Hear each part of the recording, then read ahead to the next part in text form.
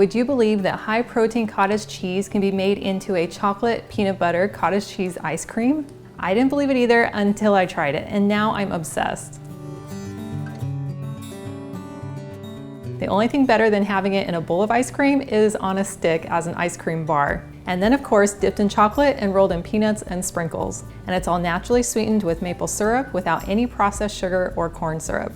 To blend your ice cream, you can really use any type of blender. You could use a large Vitamix or a stick blender or immersion blender. I'm going to use my NutriBullet. So we're going to begin with 1 1/4 cups of cottage cheese. And you can use large curd or small curd, low fat, non-fat, whatever your preference. And then we're going to add 1 tablespoon of cocoa powder, 2 tablespoons of maple syrup as our natural sweetener, 1 tablespoon of peanut butter because it's yummy, 1 teaspoon vanilla, and 2 dashes of salt. And now we just screw on the blender bottom, place it in the base, give it a twist, and let it mix.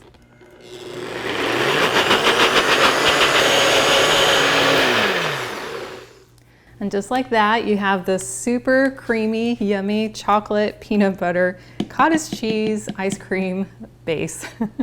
When it comes to popsicle molds, there are lots of options to choose from. My favorite are these silicone molds because it's really easy to pour your popsicle and then to get it out once it's frozen. Plus, having it sideways like this allows you to add in some fun mix-ins. So we're going to take our ice cream mix and just start pouring it into each of our popsicle molds.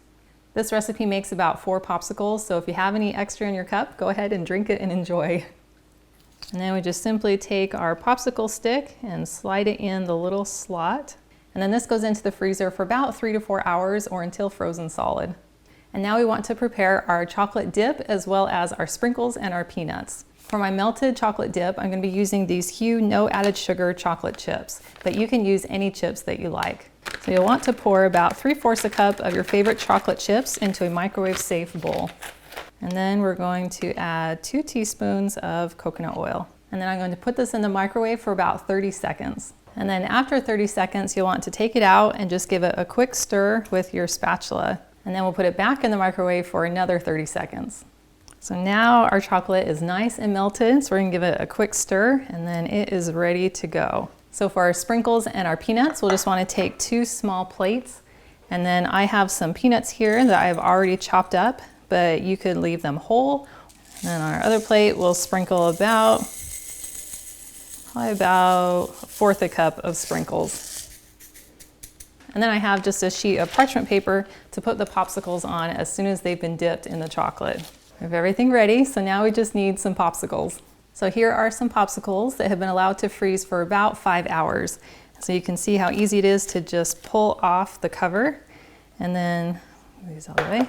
And then to get these popsicles out of the tray, you simply lift up the popsicle and then just slide the handle right out of the little slot. And then you have this really cute popsicle. And this popsicle tray is indestructible, and then it's really easy to rinse clean. Now you can choose to just dip the popsicle in and get chocolate all the way around, but since these popsicles have this really nice shape on 3 sides and then the bottom is kind of flat, I'm actually just going to put chocolate on the top 3 sides. Not only does that kind of cut down a little bit on the sugar content, but it also makes them really convenient for storage and for applying the chocolate. But feel free to dip the whole thing if that's your jam. Now you'll have to work fast because these are frozen cold and the chocolate is going to start hardening very quickly. So as soon as we get that chocolate on, we'll want to get it into our plates to add our toppings. And I'm actually going to switch the peanuts first and then the sprinkles. Okay, so here we go. Just going to use a spatula here and then pour some chocolate up onto the popsicle and just let it run off the sides. And I'm not going to go all the way to the bottom because I like to be able to see the color of the ice cream underneath. Okay, now I'll quickly give a dip, sides, other side, top, and then into the sprinkles it goes. And there we have a very delicious looking ice cream bar covered in yummy, crunchy goodness. All right, let's do it again. So I'm just going to drizzle my chocolate up on top of the bar. Dip in the peanuts, dip in the sprinkles, and there we go. These look so good, and the best part is that the chocolate hardens so quickly that they're ready to eat right away, which is really good if you're impatient like me. Now for the best part. That is so good. You would never believe that is made with cottage cheese in the ice cream. It's just really creamy and rich and chocolatey, and then you get the crunch of the chocolate that's been hardened around the outside, and then getting that crunch of the peanuts and then those chocolate sprinkles, which just make everything more fun, right? Not only is it emotionally satisfying because it's chocolate and peanut butter and ice cream all in one, but it's also physically satisfying in that there's only 18 grams of sugar in one ice cream bar.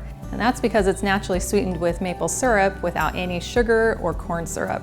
And that's especially important to me as I'm trying to regulate my nervous system by reducing my processed sugar intake and eating things that are nutrient dense, but are also very emotionally satisfying. And this one definitely checks all those boxes. Well, thank you so much for hanging out with me today in my kitchen. And you seriously need to give this cottage cheese ice cream a try because it is amazing. And if you'd like to see the recipe card for this video, please visit my website at gentletummy.com. And I also invite you to like and subscribe to my channel. And if you know someone else who you think would love to have a healthier chocolate ice cream bar recipe, please share this video with them. And I cannot wait to have you again with me in my kitchen next time.